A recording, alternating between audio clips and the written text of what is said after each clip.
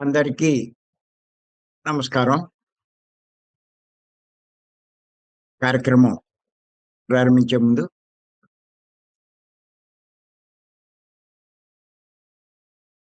గురువు గారు బ్రహ్మర్షి పత్రి గారికి ఒకసారి మనం ధన్యవాదాలు చెప్పుకుందాం. మనం గత కొన్ని రోజులుగా ఉపమాన జ్ఞాన సందేశాలు చెప్పుకుంటున్నాం. ఈరోజు ఉపమానం రాసుకొని చెప్తాను.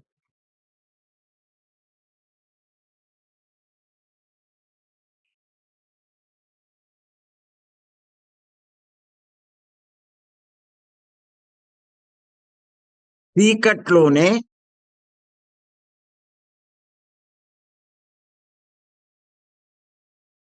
నక్షత్రాలు కనబడతాయి.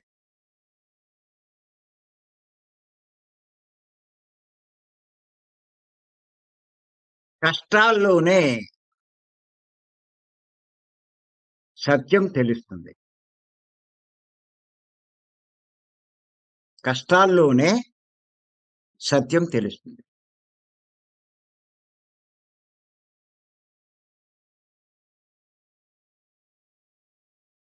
చీకట్లోనే నక్షత్రాలు కనబడతాయి. కష్టాల్లోనే సత్యం తెలుస్తుంది.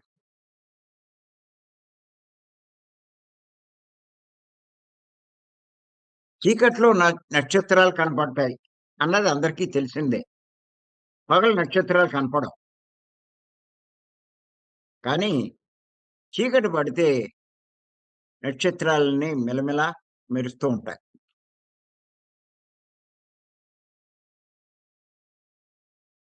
అలాగే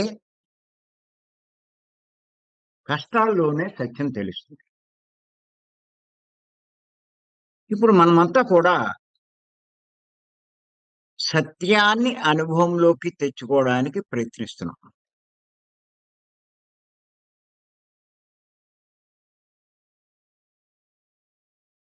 అంటే సత్యాన్ని పూర్తిగా తెలుసుకునే ప్రయత్నం చేస్తున్నాం మనం. అదే మన జీవిత లక్ష్యం.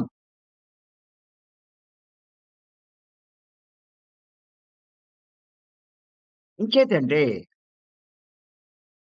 ఎవ్వరైనా సరే సత్యలోకం చేరుకోవాల్సిందే. పత్రి గారు చెప్తున్నారు కదా! సత్యలోకం చేరుకోవాలి అంటే సత్యం అనుభవంలోకి రావాలి అంటారు. సత్యం తెలుసుకోవడం కాదు. సత్యం అంటే మీరు చెప్తారు. ఆత్మ అని.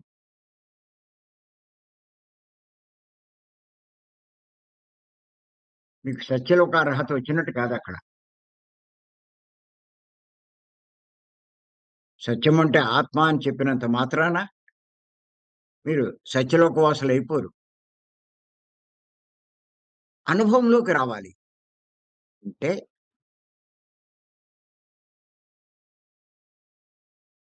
ఆత్మ అన్నట్టుగా మీరు జీవించగలగాలి. గుర్తెట్టుకోండి. నేను ఆత్మ అన్నట్టుగా. అంటే మీరు చేసే ప్రతి పని దేహం అన్నట్టుగా చేయడం కాదు. ఆత్మ అన్నట్టుగా చేయాలి. ఏ పని చేసినా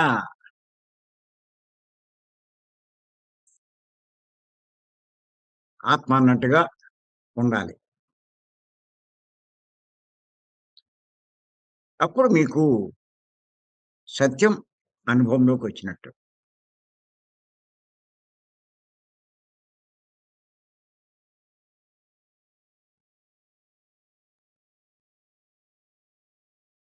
ఎందుకంటే సంసార జీవితంలో ఉన్నాం.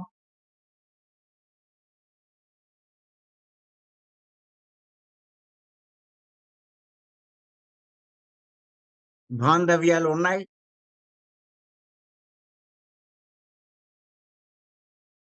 మాయా ప్రపంచంలో ఉన్నాం.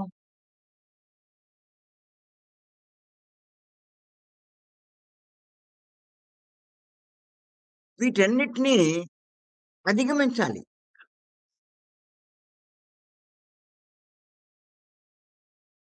అంటే ఈ సంసారం మీద, ధనం మీద, ప్రాపంచిక సుఖాల మీద, భోగాల మీద వ్యామోహం ఉండకూడదు. ఎవరి మీద మమకారాలు ఉండకూడదు.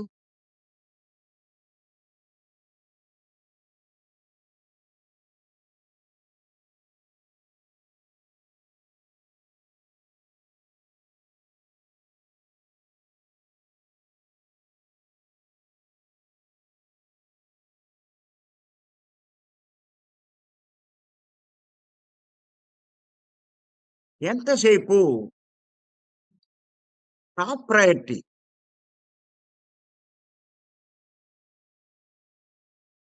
ఆత్మకివ్వాలి.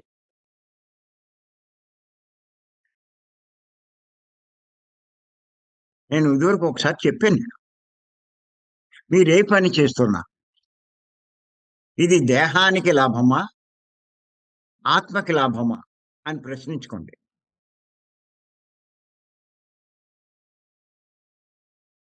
దేహానికి లాభమవుతే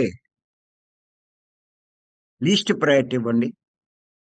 ఆత్మకి లాభమవుతే టాప్ ప్రయారిటీ ఇవ్వండి.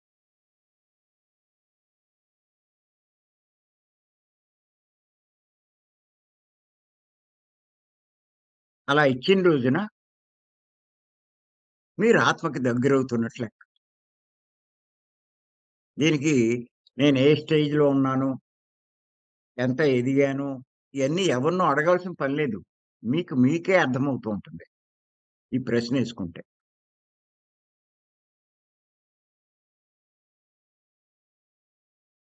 చిన్న ఆటంకం వచ్చినా, చిన్న అవసరం వచ్చినా,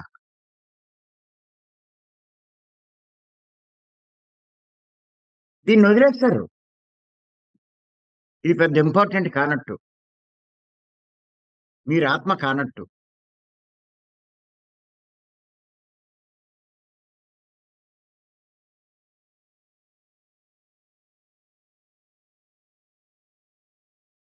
మా అబ్బాయి పరీక్షలండి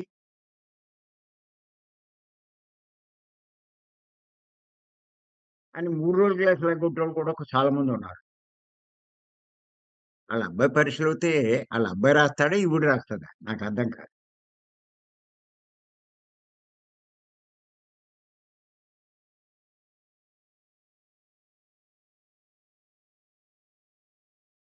మా అమ్మాయికి సంబంధాలు చూస్తున్నామండి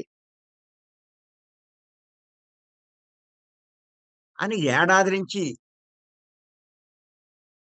భీమవరం ఎగ్గొట్టేసినోళ్ళున్నారు నాకు తెలుసు. అందులో మన వసంత స్పెషలిస్ట్.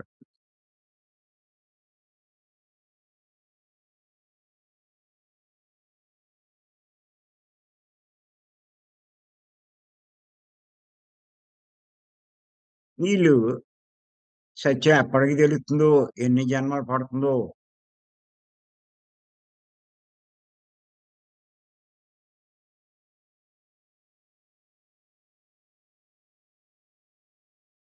దాని యొక్క ప్రమాదం వాళ్ళకి తెలీదు.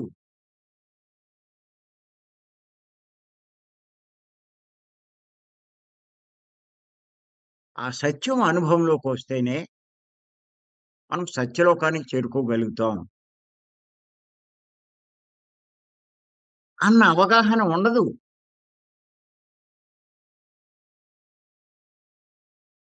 ఇలాగే జన్మలు తీసుకుంటూ, బాధలు పడుతూ, నా బతుకు ఇలా అయిపోయింది. వాడి వల్ల నాకు కష్టాలు, వీళ్ళ వల్ల నాకు కష్టాలు, నాకు ఈ సమస్య, ఆ సమస్య అంటూ ఏడుత్తూ కూర్చుంటారు తప్ప, ఇటువంటి ఏడుపులోంచి బయటపడాలి అంటే సత్యం అనుభవంలోకి తెచ్చుకోవాలి అన్న ఆలోచన ఉండదు.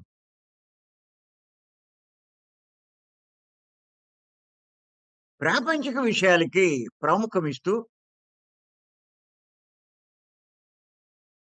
ఆధ్యాత్మికంగా ఎదగాలంటే ఎలా ఎదుగుతారండి?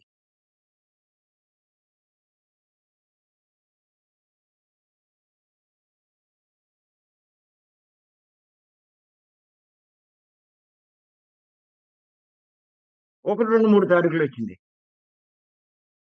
సరిగ్గా అప్పుడేదో ఓ ఫంక్షనో, లేతే ఏదో చిన్న పనో ఏదో వస్తుంది. వెంటనే మీరు ప్రశ్నేసుకోవాలి. ఆళ్ళెవలో పిలుస్తారు. దగ్గరోళ్ళే. ఆళ్ళు బాధపడతారనుకుంటూ ఈ నెల కాతే వచ్చే నెల ఎళ్ళొచ్చని చెప్పి ఎగ్గొడతారు. అటువంటి వాళ్ళకి ముందు చెప్పేయొచ్చు. నాకు ఈ ఇబ్బందుంది అని జెప్పి ముందు రోజెళ్లి కనపడి, లేతే చెప్పి తర్వాతొస్తాను మీకు కనిపిస్తానని చెప్పి ఏదో చెప్పుకోవచ్చు. కానీ చెప్పరు. ఇంక సత్యానికి ఎలా దగ్గరవుతారు? సత్యంలో ఎలా జీవిస్తారు? సత్యంలో జీవిస్తున్నట్టు ఎలా అవుతుంది? ఆలోచించండి.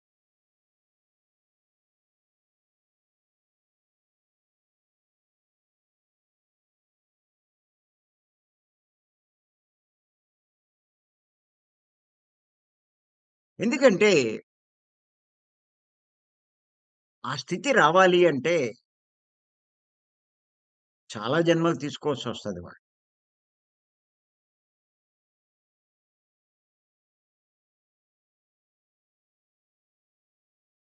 ఎందుకో చాలా జన్మలు తీసుకోవాలి. ఇప్పుడు ఈ ఉపమానంలోనూ ఉంది. ఏమని? చీకట్లోనే నక్షత్రాలు కనిపిస్తాయి. కష్టాల్లోనే సత్యం అనుభవంలోకొస్తుంది.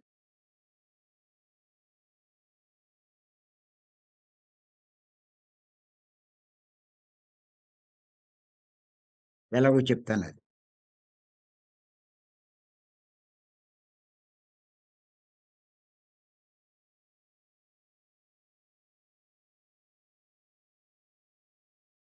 మీరు చూడండి, ఒక కష్టం వచ్చింది మీకు.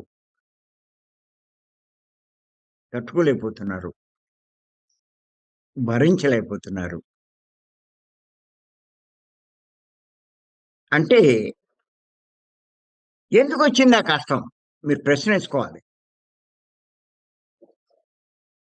కష్టం వచ్చిందని ఆ గుడికెళ్ళి, ఈ గుడికెళ్ళి, ఆ స్వామీజీని పట్టుకొని, ఈ స్వామీజీని పట్టుకొని అది కాదు మీరు చేయవలసింది.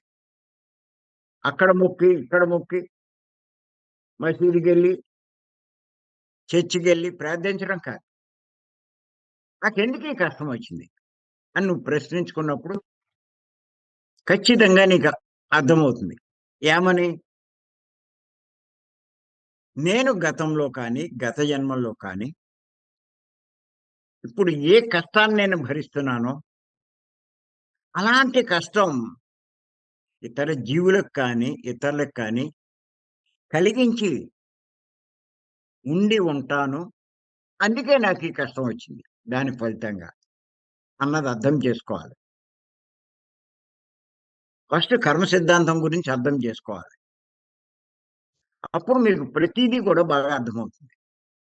ఏ కష్టమొచ్చినా ఖచ్చితంగా కర్మ సిద్ధాంతమే. చేసిన కర్మలే.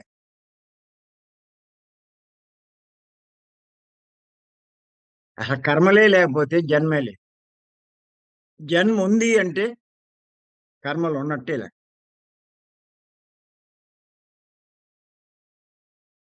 ఓహో! ఇలా వాళ్ళని నేను కష్టపెట్టాను కాబట్టే నాకు ఇలాంటి పరిస్థితొచ్చింది అని చెప్పి నిర్ణయించుకుంటాడు. ఇంక నేను ఇలా ఎవ్వరిని కష్టపెట్టకూడదు. తీవ్రంగా నిర్ణయించుకుంటాడు. ఇంక ఆరు నూరైనా, నూరారైనా అలాంటి తప్పు చేయడు వాడు.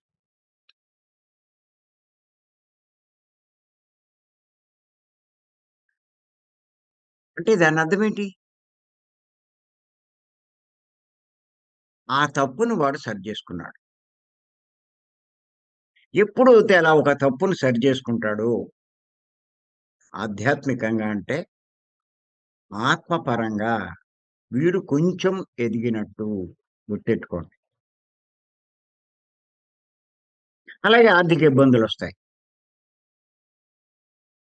వెంటనే అర్థం జేసుకోవాలి మీరు. నేనెవరినో మోసగించాను, ఎవరినో అన్యాయం చేశాను, ఎవరిదో అపహరించాను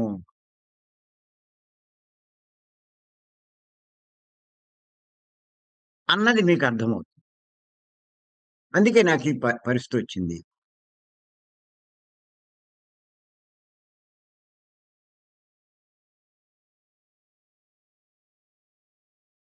ఇంచేత ఇది అర్థమైన వెంటనే అక్కడి నుంచి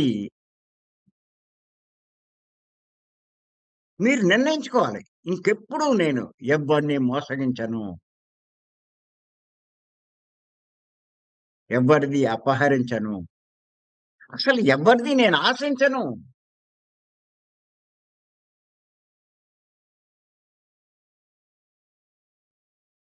అని మీరు నిర్ణయించుకున్నప్పుడు, మీరు ఆ తప్పు కూడా సరిజేసుకున్నట్లు లెక్క.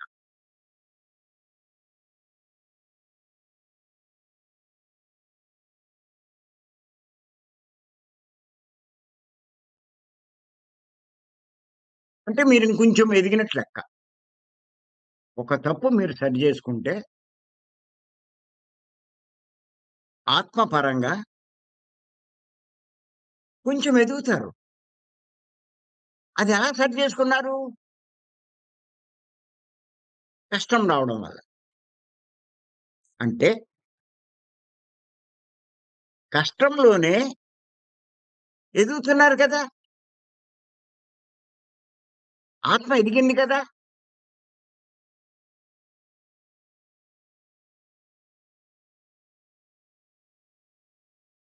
అందుకే పత్రి గారన్నారు. కష్టాలు, నష్టాలు, అవమానాలు ఆత్మ పురోగతికి సోపానాలు అని చెప్పన్నారు.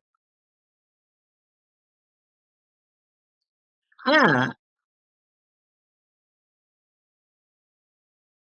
ఎందుకన్నారంటే ఇదే కారణం.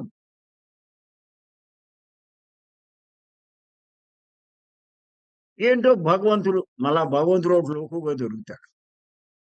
మాట్లాడితే దేవుడు, దేవుడే కష్టాలు పెట్టేత్తన్నాడు. ఇవి చేసే ఎదవ పనులు కాదు ఈళ్ళు. శుభ్రంగా కోళ్ళు, మేకలు కోసి తినేత్తారు.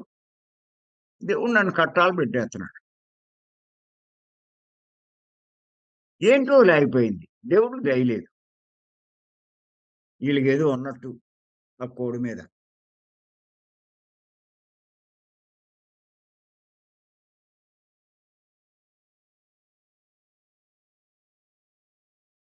ఇప్పుడు యాక్చువల్‌గా కష్టమొచ్చినప్పుడు అలాంటి పని నేను చేయకూడదు అని నిర్ణయించుకున్నారు. కానీ నేనేం చెప్తున్నానంటే, కష్టమొచ్చినప్పుడు ఆ పని చెయ్యకూడదు అని నిర్ణయించుకోవడం కాదు.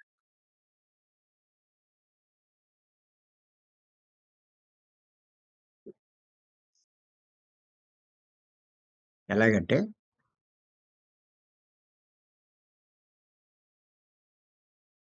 ఆ పని చేసే ముందే మీకు గుర్తు రావాలి. కర్మ సిద్ధాంతం, ఆ పని వల్ల ఆ పని చేస్తే వచ్చే ఫలితం మీకు ముందే గుర్తు రావాలి. ఇది చాలా ఇంపార్టెంట్ రాసుకోండి చెప్తున్నాను. ఆ స్థాయికి మీరు ఎదిగితే మీరు చాలా గొప్పవాళ్ళే. ఈ జన్మలో ఏ తప్పు మీరు చెయ్యరు.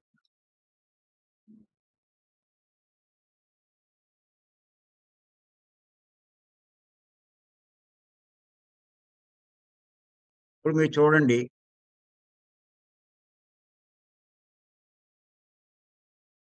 భర్తలకి భార్య లోకువే సాధారణంగా. మెజారిటీ. ఏదో కొద్దిమంది భార్యలకి భర్త కూడా లోకువే అనుకోండి. వాళ్ళు ఉంటారు, వీళ్ళు ఉంటారు. లోకు అని చెప్పి ఏదో మాటలనడం, వేళాకోళంగా కూడా సరదాకి కూడా వాళ్ళని కొంచెం బాధించడం. వాళ్ళు బాధిస్తుంటే తాను సునకానందం అంటారు దాన్ని. పైశాచికానందం. ఆనందపడడం చేస్తూ ఉంటారు. కానీ అలాంటి పనులు చేసేటప్పుడు వీళ్ళకి వెంటనే చేసే ముందే గుర్తుకు రావాలి. ఇప్పుడు నేను చేస్తున్నాను, చేసినట్లయితే రేపు మళ్ళా అదే ఫలితం నేను అనుభవించాల్సొస్తుంది. ఎందుకొచ్చిన గొడవ అని చెప్పి మీరు ఆ పని చేయలేదనుకోండి, మీకా కష్టం రాదు. అంచేత ముందే మీరు గ్రహించగలగాలి.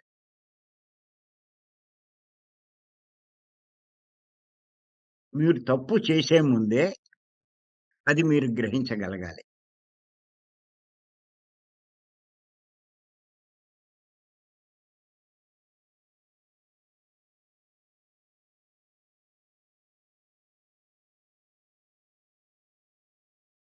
అప్పుడు మీరు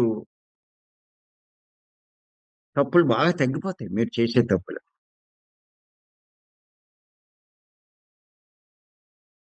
ఆత్మకు బాగా దగ్గరవుతారు. లక్ష్యానికి దగ్గరవుతారు. మీ జన్మలు బాగా తగ్గిపోయినట్లు లెక్క. చివరి జన్మల్లోకొచ్చినట్లు లెక్క. ఆ స్టేజ్‌కి మీరొస్తే. తప్పు చేసి, అనుభవించి తెలుసుకోవడం కాదు. తప్పు చేసే ముందే, ఆ తప్పు చేస్తే నేననుభవిస్తాను అన్నది ముందే మీరు గ్రహించాలి.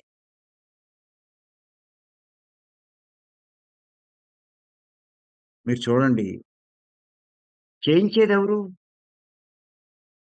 తప్పు చేయించేది మనసు. మనసుని బట్టి ఆ పని చేస్తారు.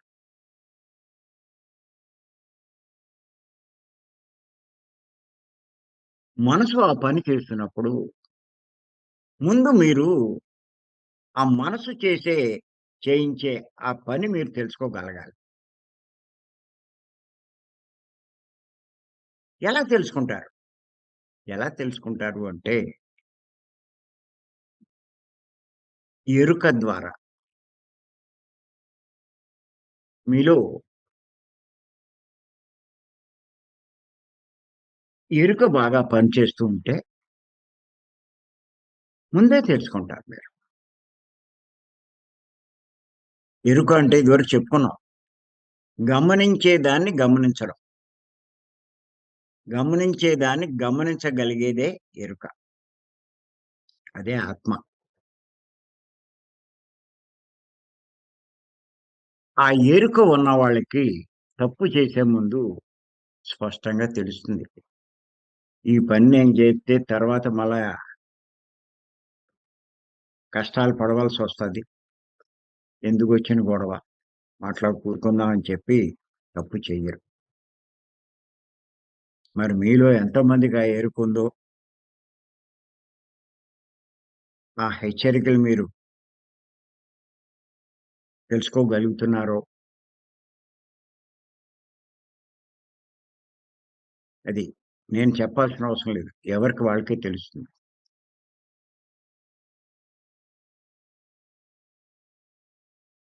ఆ ఎరుక ఎవరికి బాగా ఉంటుంది అంటే,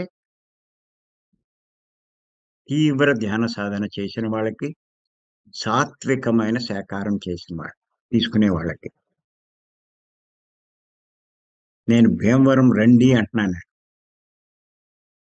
తినే చెప్పట్ల.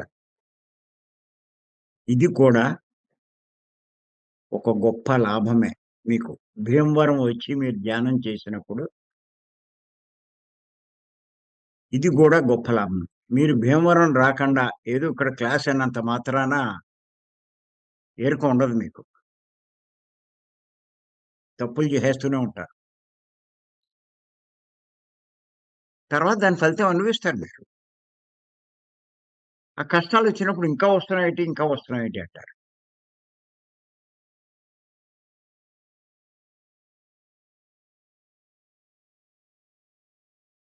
ఎరుక యొక్క గొప్పతనం ఏంటంటే, తప్పు చేసినప్పుడే తెలియబరుస్తూ ఉంటుంది, హెచ్చరిస్తూ ఉంటుంది. ఎరుకంటే ఏం కాదు, ఆత్మే, దైవమే ఎరుక.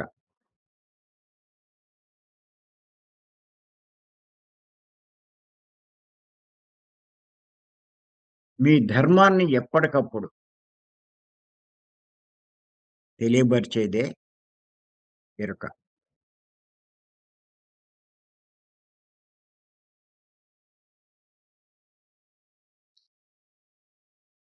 ఈ స్థాయికి మీరు ఎదగగలిగితే, మీరు చాలా గొప్పవాళ్ళయినట్టే లెక్క.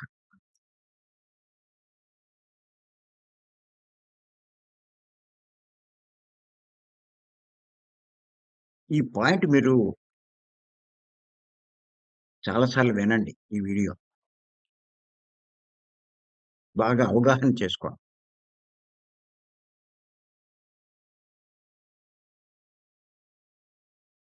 ఇది మీరు ఎంత అవగాహన చేసుకుంటే, ఈ సాధనంత బాగా చేస్తారు. నేను నిజంగా చాలామంది భీమవరం రమ్మంటే నవ్వుకుంటారు. "అత్తమాను రమ్మంటావేటి? మేము ఇంట్లో కూర్చొని చేసుకోవచ్చుగా. మేము చేస్తున్నాం. మాకెవరు తోడు లేరండి. ఒక్కదాన్నే అయిపోయానండి." నవ్వొస్తది నాకు. పిచ్చోడని చెప్పి.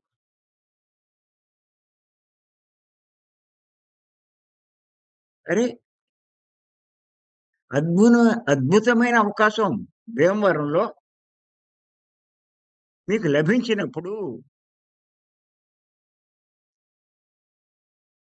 ఉపయోగించుకోవడం మానేసి ఏయేయో కారణాలు వెతుక్కొని ఎగ్గొడితే, మానేస్తే ఎవడు నష్టపోతాడు చెప్పండి? ఒకసారొచ్చి తృప్తి పడిపోతారు. ఒక్కసారిలోనే ఎరుక పెరిగిపోతుందండి వీళ్ళకి.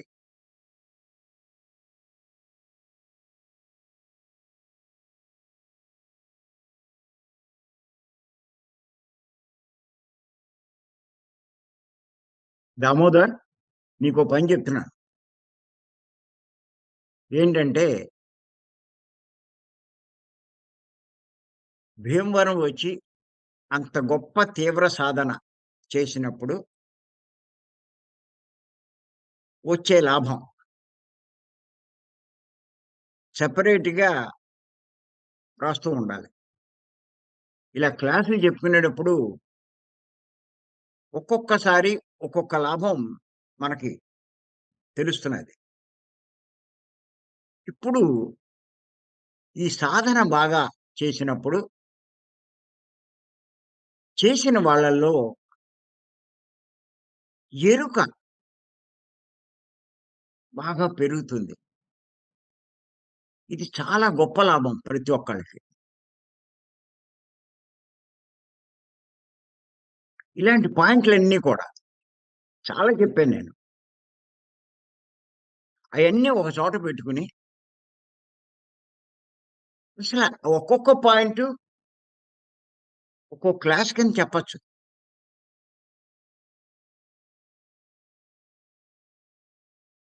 నువ్వు బాగా వివరిస్తావు కూడా.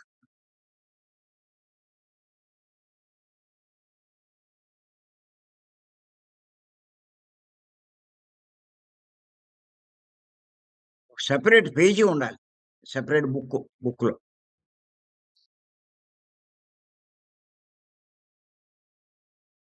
భీమవరం వచ్చి ధ్యానం చేయడం వల్ల లాభాలు.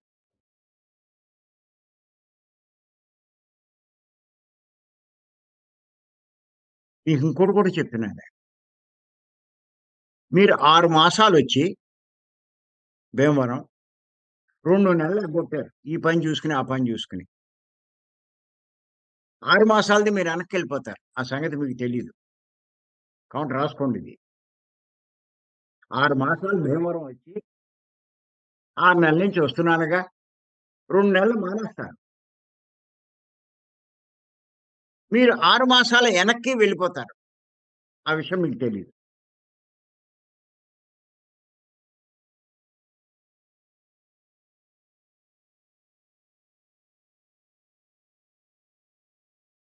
నువ్వు ఇది కూడా గమనించుకోవాలి దామోదర్.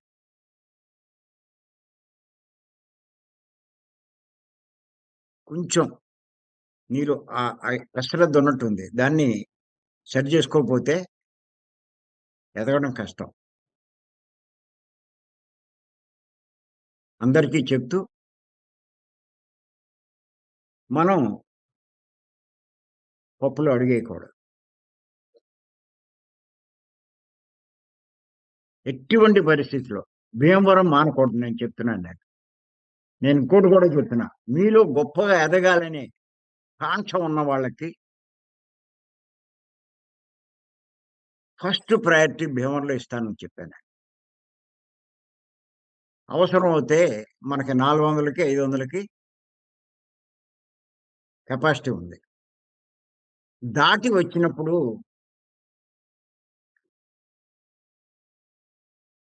నెక్స్ట్ మంత్‌కి పెట్టడం. ప్రతి నెల వీళ్ళే కంటిన్యూ అవుతే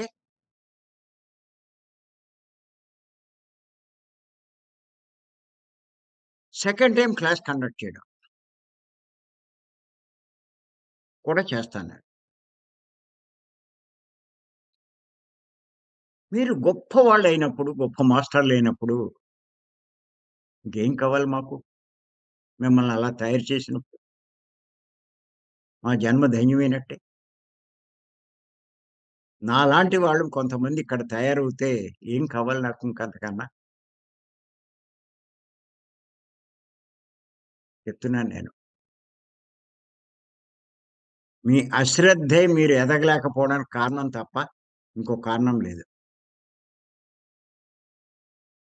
ఏ నెల రోజుల్లో 3 రోజులు రాలేరు. స్పేర్ చేయలేరు. ఎంత తెలివి తక్కువోళ్ళు మీరు. 2 నెలలు మీరు మానేస్తే అది అలవాటైపోతుంది. ఇంక రాలేరు మీరు. మీ జీవితంలో ఎంత నష్టపోతున్నారో, ఎంత వెనక్కెళ్ళిపోతున్నారో, ఎన్ని జన్మలు పెంచుకుంటున్నారో మీకు అర్థం కావట్లేదు.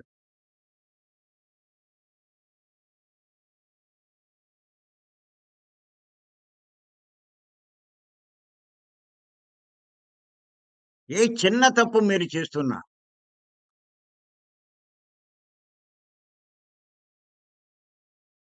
మీకు ఆ హెచ్చరిక మీకు తెలుస్తూ ఉండాలి. ఆ ఎరుక.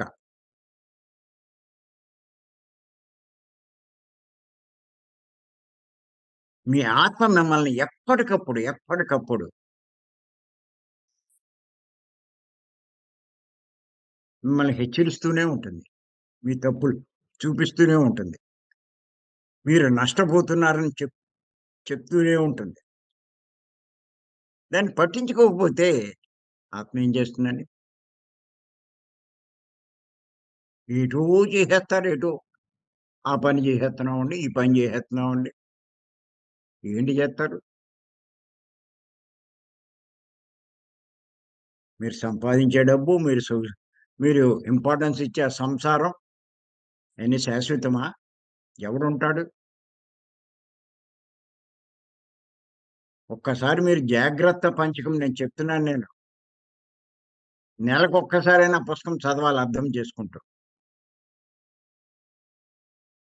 భీమవరం మానరది.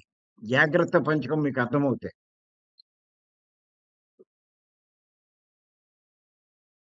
ఎంత అద్భుతంగా ఇచ్చారాయన శంకరాచార్యులు వారు.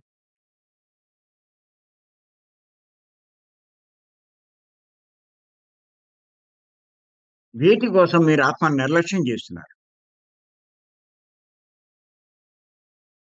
వేటి వ్యామోహంలో పడి మీరు ఈ తప్పులు చేస్తున్నారు.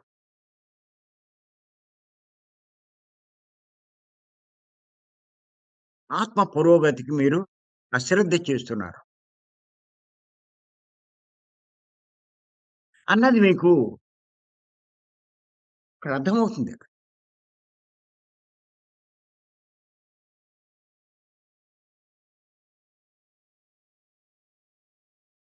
చేత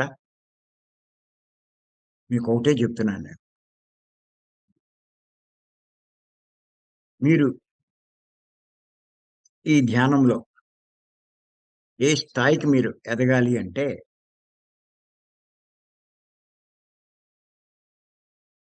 ముందే మీకు చేసే తప్పు ఆ పని చేయాలనుకుంటున్నారు. కానీ ముందే తెలియాలి మీకు. మళ్ళది చేస్తే దాని ఫలితం నేను అనుభవించాలి కదా! నేను చెయ్యను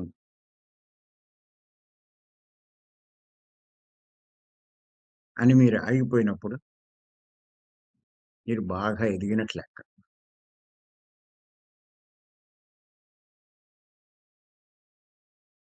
ఆ పెళ్ళికి ఎళ్ళాలని మీకు లాగినప్పుడు, పెళ్ళికెళ్ళి నువ్వేం సంపాదిస్తావు? భీమవరం వెళ్తే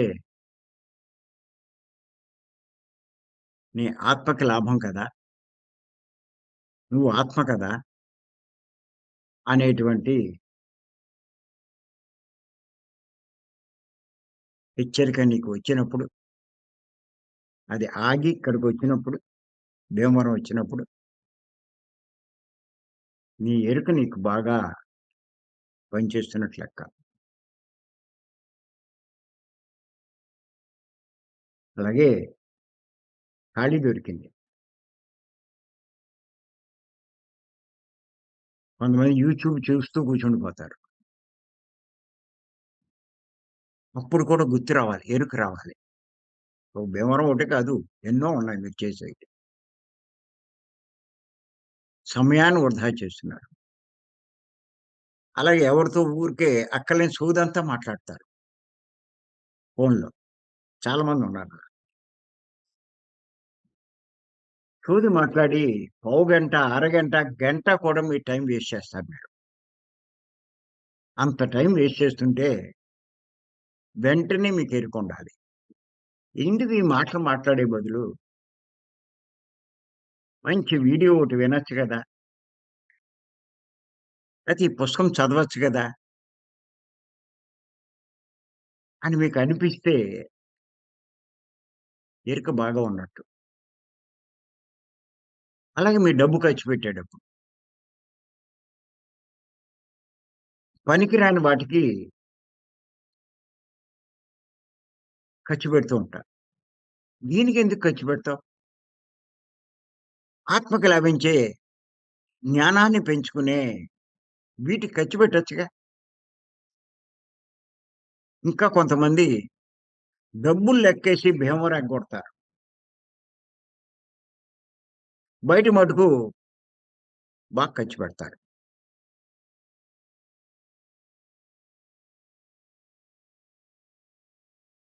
అలా వృధాగా ఖర్చు పెట్టేవి ఆదా చేసుకొని, ఆత్మ లాభానికి వాటిని ఖర్చు పెట్టండి. అటువంటి సేవల్లో మీరు పార్టిసిపేట్ చేయండి. అలాంటి పుస్తకాలు కొనండి. పుస్తకాలు అందరికీ ఇవ్వండి. ఎవరికి ఏ పుస్తకం ఇస్తే బావుంటుందో అలాంటి పుస్తకాలు తీసుకెళ్ళి ఇవ్వండి.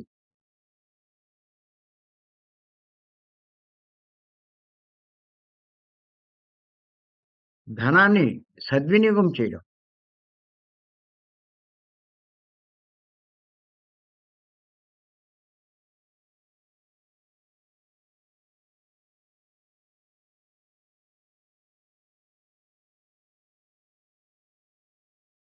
అలాగే ఎన్నో సందర్భాల్లో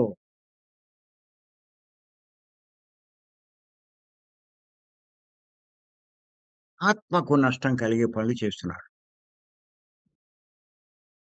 ఆత్మ హెచ్చరిస్తూ ఉంటది. ఇక తెలియట్లేదు అంటే మనసు మరీ మలినంగా ఉంది అని లెక్క. కొద్దిగా శుద్ధమవుతే తెలుస్తూ ఉంటుంది.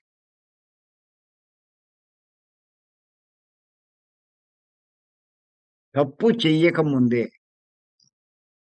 దీని ఫలితం మళ్ళా నేను పొందాలి కదా! అన్నది మీకు అర్థం కావాలి. అది తప్పు అని తెలియడం కాదు. దాని ఫలితం మళ్ళా నేను అనుభవించాల్సొస్తుంది అన్నది ముందే తెలియాలి మీకు. అప్పుడు మీరు బాగా ఎదిగిన వాళ్ళ కింద లెక్క. చెప్తున్నాను నేను.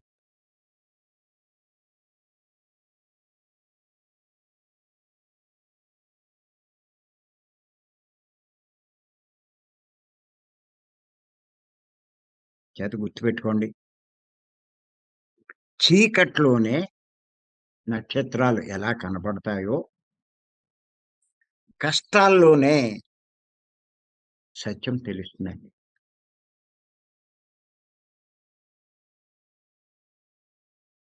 చేత కష్టాలు మనకు మంచివే కానీ చెడ్డవి కాదు. కష్టాలకెప్పుడూ బాధపడకండి. కష్టమొచ్చినప్పుడు దీన్నేం దీని నుంచి నేనేం నేర్చుకోవాలి? ఈ కష్టం నాకు నేర్పే పాఠమేంటి? అన్న విధంగా ఆలోచించండి. ఇంక అటువంటి పనులు నేను చేయకూడదు అని నిర్ణయించుకోండక్కడ. ఒక కష్టమొచ్చిందంటే ఏదో నేను తప్పు చేయడం వల్లే వచ్చింది. ఇంకా అటువంటి తప్పు నేను చేయకూడదు అన్న విషయం మీరు అర్థం చేసుకోండి. ఎన్ని జన్మలు కావాలండి మనకి?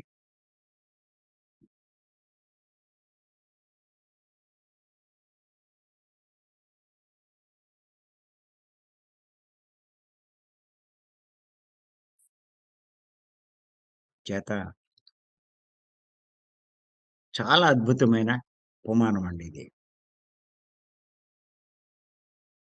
చీకట్లో నక్షత్రాలు కనబడతాయి.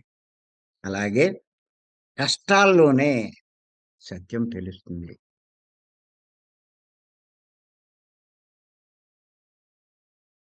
కష్టాలన్నవి మన మంచికే. నేను దుఃఖం వల్ల లాభాలని చెప్పి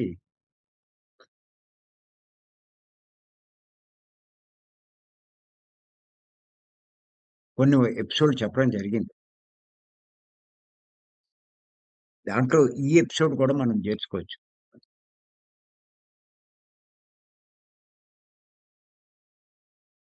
ఇది కూడా ఇంపార్టెంటే. దాని మీద కూడా బుక్ రావాలి. సరే. ఈ అవకాశం ఇచ్చిన మీ అందరికీ ధన్యవాదాలు.